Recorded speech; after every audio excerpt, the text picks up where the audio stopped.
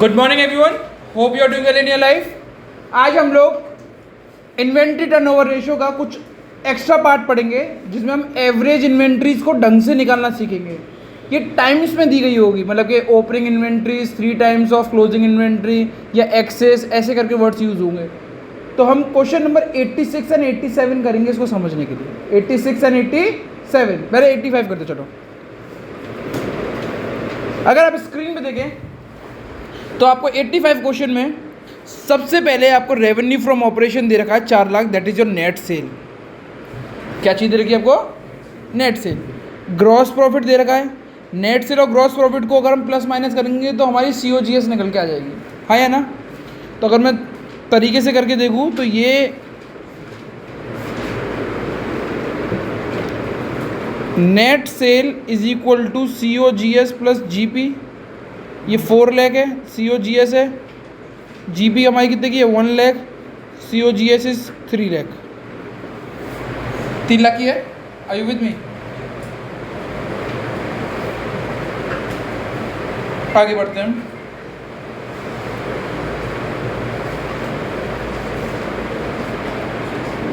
जो सबसे ज़्यादा इंपॉर्टेंट है वो ये स्टेटमेंट है, प्लीज़ इसको सीखें। इसको ये बार बार यूज होगा टर्नओवर रेशियोज में। क्लोजिंग इन्वेंट्री हमारी कितने की है बेटा? क्लोजिंग स्टॉक मेरा कितने का है बेटा? 1,20,000। Excess of closing inventory over opening inventory is 40,000। इस लाइन का किसको मतलब पता है? क्या लिखा हुआ है? Excess of closing stock over opening stock is 40,000। इसका मतलब है कि भाई क्लोजिंग स्टॉक ज़्यादा है ओपनिंग स्टॉक से। कितना ज़्यादा है? 40,000। अब आपको इतनी भी इंग्लिश नहीं आया और आपको रट्टाफिकेशन करना है तो वो कैसे करते हैं, प्लीज़ स्क्रीन पे देखें। एक्सेस ऑफ क्लोजिंग स्टॉक, मैंने क्लोजिंग स्टॉक लिख दिया। बस जब भी एक्सेस वर्ड आ जाए तो माइनस लगा देना। किससे?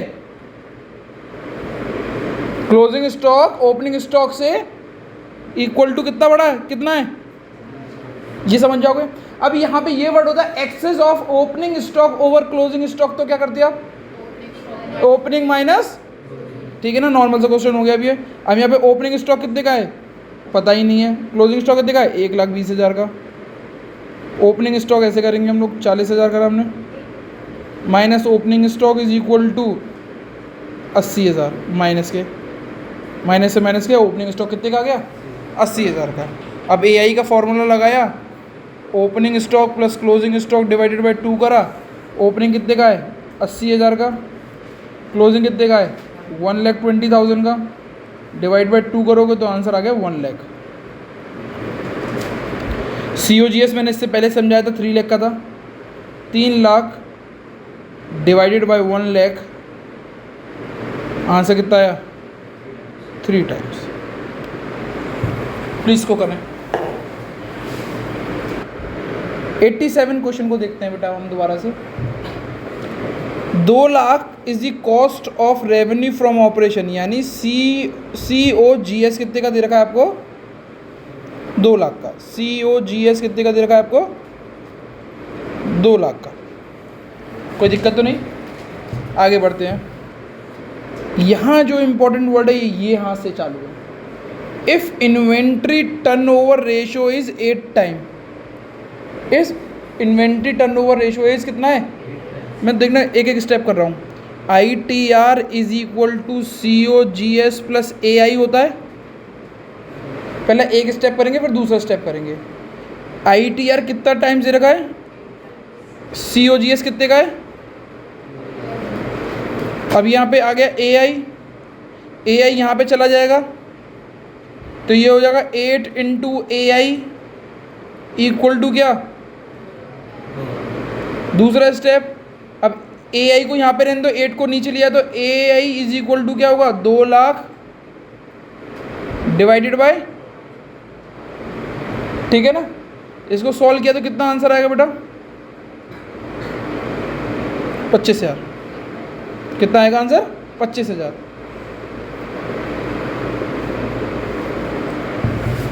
ठीक है, कितना आया? यानी ए आई मेरा कितना है 25,000 का।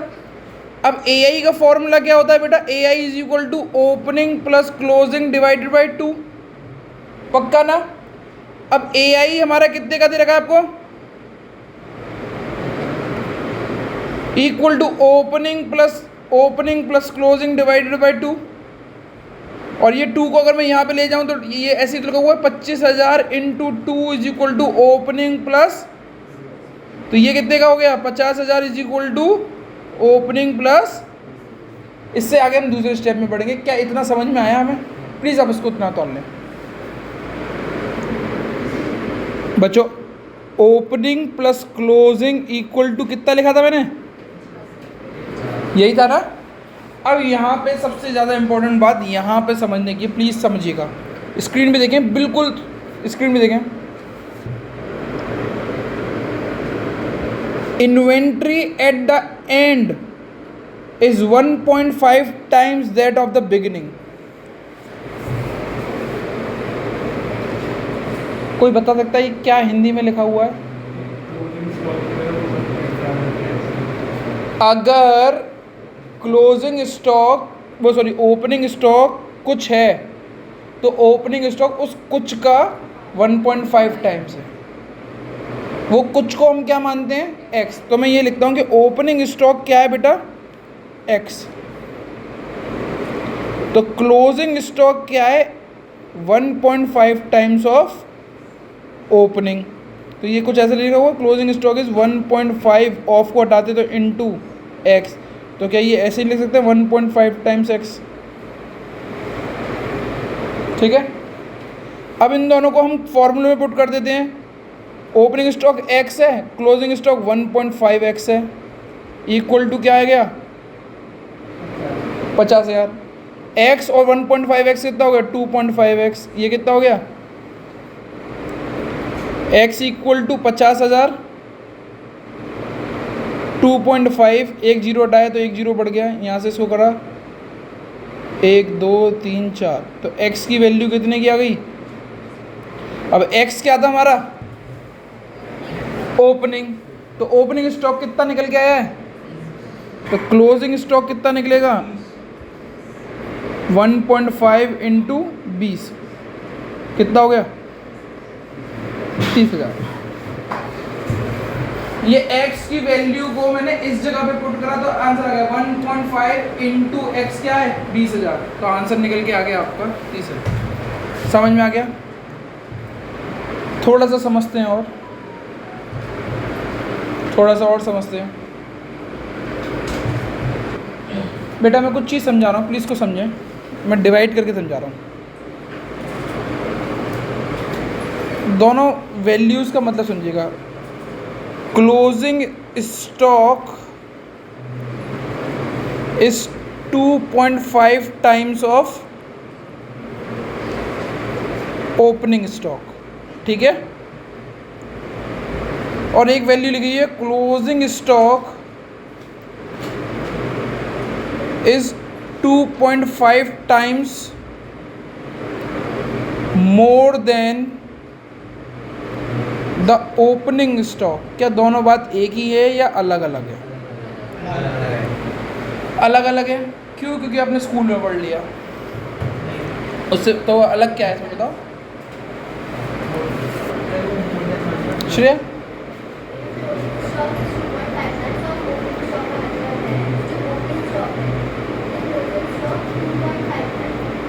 ठीक है,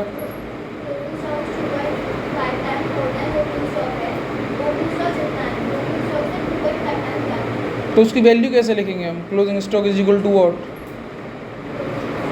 अब स्क्रीन में देखें प्लीज़। ये दो क्वेश्चन है, सिमिलर से लगते हैं, तेज़ी से पढ़ा जाए, पर ये दोनों अलग अलग हैं। यहाँ पे ओपनिंग स्टॉक में आपने x माना, यहाँ पे आपने ओपनिंग स्टॉक में x माना। यहाँ पे आपने closing stock is equal to क्या लिखा 2.5 टाइम्स ऑफ ओपनिंग स्टॉक, यानी 2.5x। पर अगर शब्द ऐसा लग जाए मोर देन, तो आप सबसे पहले क्लोजिंग स्टॉक लिखेंगे equal to x plus 2.5x। जब भी मोर देना तो एक x जोड़ दें प्लीज़, ठीक है ना, x plus 2.5x।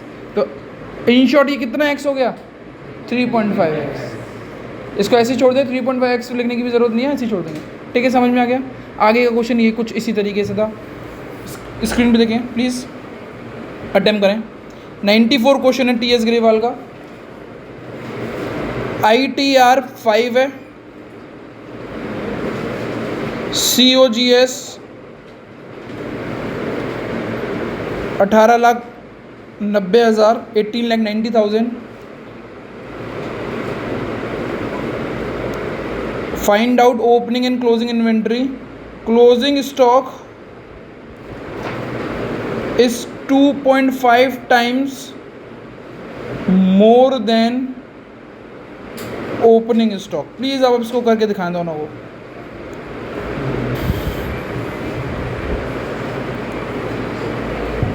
ITR is equal to COGS plus AI। ITR हमें कितने टाइम्स दे रखा है 5 टाइम्स।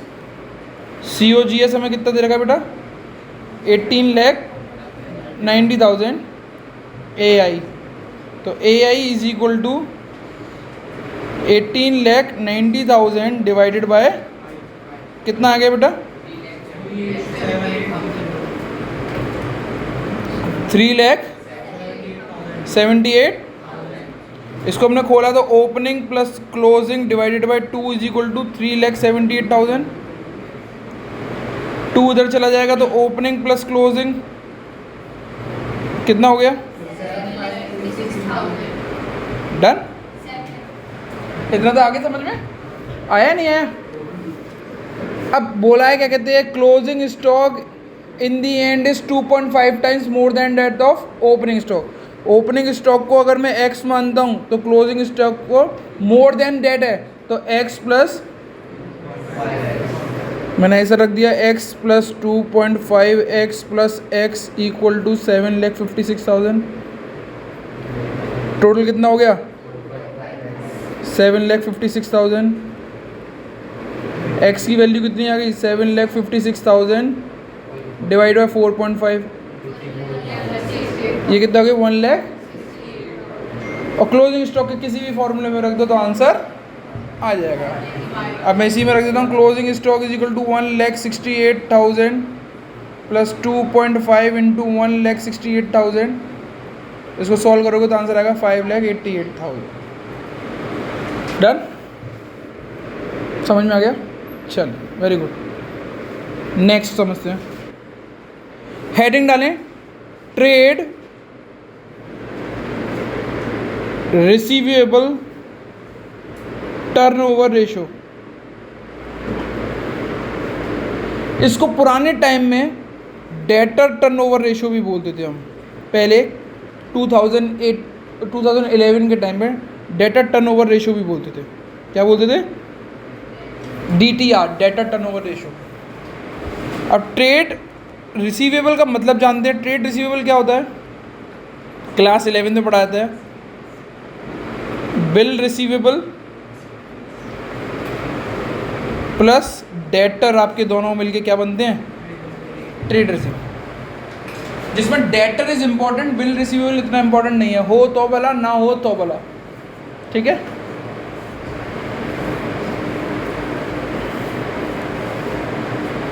चलें आगे बढ़ें। इसका फॉर्मूला होता है ट्रेड रिसीवेबल रेशो का TRR का net credit sale divided by average trade receivable. अब जैसे नेट क्रेडिट सेल है तो इसमें आपके फॉर्मूले जो यूज़ होंगे वो पुराने वाले फॉर्मूले होंगे। Net sale is equal to COGS plus gross profit. Net sale is equal to cash sale plus credit sale minus sales return. Net credit sale का क्या मतलब होता है केवल क्रेडिट सेल में से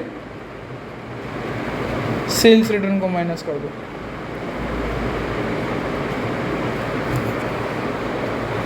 1 फिर COGS के फॉर्मूले भी इस्तेमाल हो जाते हैं। वो क्या होता है, opening stock plus net purchase plus direct expense minus closing stock. ये सारे फॉर्मूले इस्तेमाल हो जाते हैं, जिसमें इंपॉर्टेंट फॉर्मूलेज वही हैं पुराने वाले, एक ये और एक ये, ठीक है ना। अब एवरेज ट्रेड रिसीवेबल रेशियो का फॉर्मूला, एवरेज ट्रेड रिसीवेबल का formula opening debtor plus opening BR plus closing debtor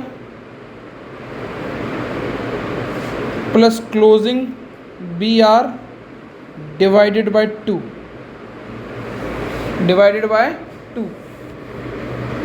अब यहाँ पे BR कुछ क्वेश्चन में होता है, कुछ क्वेश्चन में नहीं होता।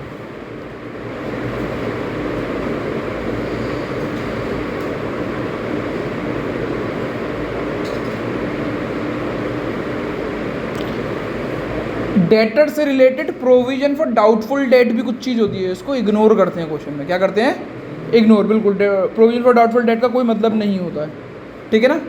चलो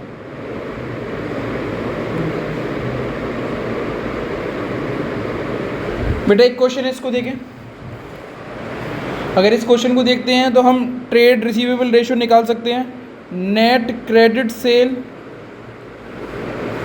divided by AI। Net credit cell कितनी है बेटा, 12 लाख की। और जब आपको ये नहीं दे रखा हो कि ओपनिंग डेटर है या ओपनिंग BR है, क्लोजिंग डेटर है या क्लोजिंग BR है, तो अगर आपको एक ही वैल्यू दे रखी है तो उन दोनों वैल्यूज़ को जोड़ दोगे, वही AI निकलेगी आपकी।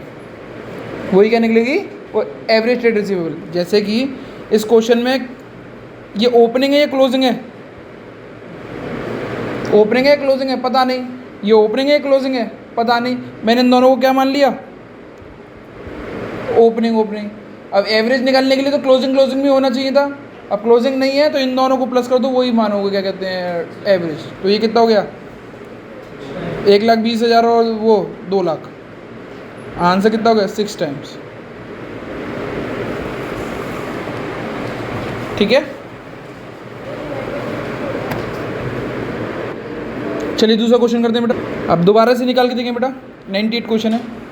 अब स्क्रीन पे देखते हैं हम, trade receivable ratio is equal to net credit sale बेटा डिवाइडेड बाय ATR। ATR क्या होता है, एवरेज ट्रेड। अब इसमें एवरेज ट्रेड रिसीवेबल निकालने के लिए मुझे ओपनिंग और क्लोजिंग दोनों होना चाहिए। मेरे पे क्या दे रखा है, केवल क्या दे रखा है मुझे, क्लोजिंग। तो उसी को एवरेज मानेंगे, उसी को एवरेज मानेंगे। तो यहाँ पे कितना हो गया, ये 90,000। और नेट क्रेडिट सेल क्या होगी, नेट सेल में से कैश सेल हटा दो तो नेट क्रेडिट सेल आ जाएगी। नेट सेल में से कैश सेल हटा दो तो क्या आ जाएगी, नेट क्रेडिट सेल। ठीक है ना। तो अगर मैं इसमें से इसको हटा दूँ तो कितना आएगा, 0,0,0,0 5,40,000। दोबारा से आंसर कितना आया, 6 टाइम्स। TS ग्रेवाल का 108 क्वेश्चन प्लीज अटेम्प्ट करें इस बेटा, इस क्वेश्चन को। ठीक है बेटा, इसमें COGS भी दे रखा है 3 लाख का। बेटा जब ऐसे क्वेश्चंस होते हैं तो हमें क्वेश्चंस को तोड़ना सीखना चाहिए। तोड़ना मतलब TRR is equal to net credit sale divided by ATR। ठीक है, ये मुझे 5 कितने टाइम्स दे रखा है, 5, और इसके अलावा कोई इंफॉर्मेशन दे रखी है नहीं। तो ये क्वेश्चन ऐसे तो नहीं हो पाएगा, यानी दोनों वैल्यूज में, अभी किसी ने 5 बोला था।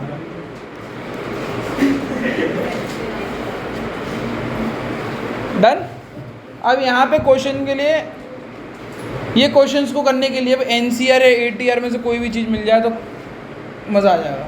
बट ये कुछ मुझे GP दे रखा है 25% और COGS दे रखा है, तो एकदम मेरा दिमाग खनक जाना चाहिए कि भाई net sale is equal to COGS plus gross profit होता है। नेट सेल मुझे पता नहीं, मैंने एक्स मान लिया। COGS 3 लाख दे रखा है, और ये कितना दे रखा है 25% ऑफ, कुछ नहीं दे रखा तो नेट सेल मानते हैं 25% ऑफ। अब स्क्रीन पे देखें, ये एक्स है, ये 3 लाख है, ये 25 लिखा, परसेंट का साइन हटाया, ऑफ का साइन हटाया, मल्टीप्लाई, नेट सेल मेरी कितनी है एक्स। मैंने ये 3-4 स्टेप बहुत ज़्यादा फालतू के ले लिए, वरना मैं लेता नहीं, क्योंकि तुम बहुत कमज़ोर लेवल पर जा चुके हो, इसीलिए ले लिए, वरना मैं डायरेक्ट लिखता x/4। ठीक है ना। ये x हो गया, ये 3 हो गया, 3 लाख, ये 1 टाइम्स, ये 4 टाइम, 1 का मल्टीप्लाई x से किया तो x/4। ठीक है। अब ये x इधर आ गया, ये इधर पहुंच जाएगा तो ये x/4 हो जाएगा। ठीक है। इसको ओपन अप करना आता है या नहीं आता? नहीं आता। Very good. स्क्रीन पे देखते हैं, यहाँ पे मैंने 4 लिखा, यहाँ पे 4x minus x equal to 3 lakh, यहाँ पे 3x/4 इक्वल टू 3 लाख, यहाँ पे x इक्वल टू 3 लाख, नीचे से 4 ऊपर आ गया, और ये वाला 3 नीचे चला गया, x की वैल्यू 4 लाख आ गई। कितने बच्चों को ये समझ में आया? प्लीज़ इसको उतार लें। फिर मुझे एक और ध्यान आया कि नेट सेल को हम cash sale plus credit cell भी बोलते हैं, हाँ या ना। माइनस सेल्स रिटर्न को इग्नोर कर सकते हैं, जब नहीं दे रही तो इग्नोर करो। नेट सेल की वैल्यू कितनी निकल गई है बेटा? डन। अब ये वाली लाइन पढ़ी तो कुछ समझ में आया कि कैश सेल हमारा कितना है 1/3 ऑफ, तो ये कुछ ऐसे तो लिखा हुआ है 1/3 ऑफ क्रेडिट सेल। ठीक है। क्रेडिट सेल को मैंने x माना, तो यहाँ पे 4 लाख इक्वल टू 1/3, ऑफ को हटाया तो मल्टीप्लाई, क्रेडिट सेल की वैल्यू x है तो मैंने x ले लिया, यहाँ पे x आ गया। यहाँ पे मैंने 4 लाख लिखा बेटा, इसको सॉर्ट किया तो ये x/3 आया, यहाँ पे मैंने x लिखा, यहाँ पे 4 लाख लिखा बेटा मैंने, इस पूरी चीज़ को सॉल्व किया तो ये 4x/3 आया। कैसे आया सबको पता होना चाहिए। अब यहाँ पे मैंने इसको सॉर्ट आउट किया, ये ऊपर चला जाएगा 3, तो ये कुछ ऐसा लिखा जाएगा 4x equal to 4 lakh into 3, और x equal to 4 lakh into 3 divided by 4। ये 4 ने इसको काटा, x की वैल्यू 3 लाख आ गई। और x क्या था हमारा? x क्या था मेरा? क्रेडिट सेल को मैंने दोबारा से यहाँ पे लिख दिया 3 इक्वल टू कितना 3 लाख। ATR मैंने यहाँ रखा, इसको मैं इधर ले गया तो ATR is equal to 3 lakh divided by 3 lakh, 3 lakh divide by 3 करा तो कितना आ गया? समझ में आ गया? आगे चेक करो। ATR कहाँ से छोड़ू? बस शुरू से ये कर लो, ये वाला ये चीज़ उतार लो, ये साइड से जो गई थी उतार लो, जिसका रह गया हो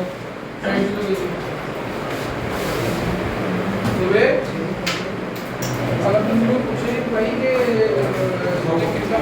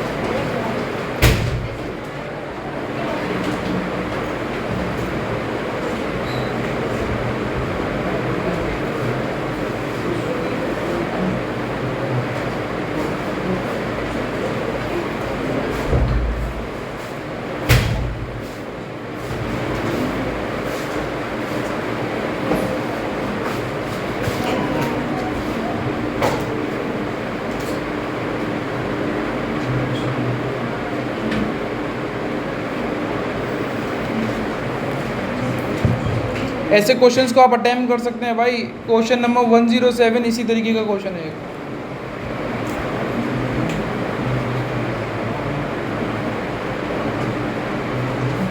हाँ, अभिषेक का माल गया के आई, हाँ लगो कब, अभी या आ गया डाल के? तुम कहाँ हो? तो आया नहीं अभी?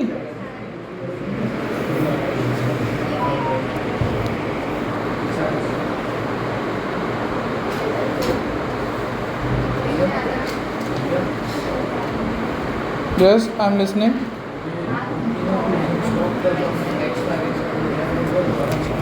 क्यों नहीं, ये कर लिया?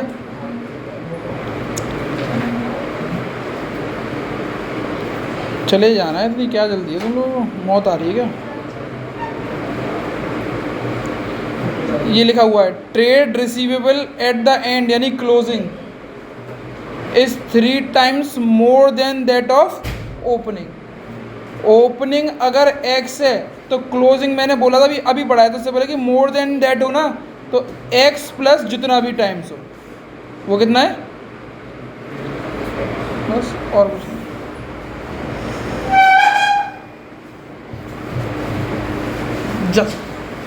जा सकते हैं आप लोग।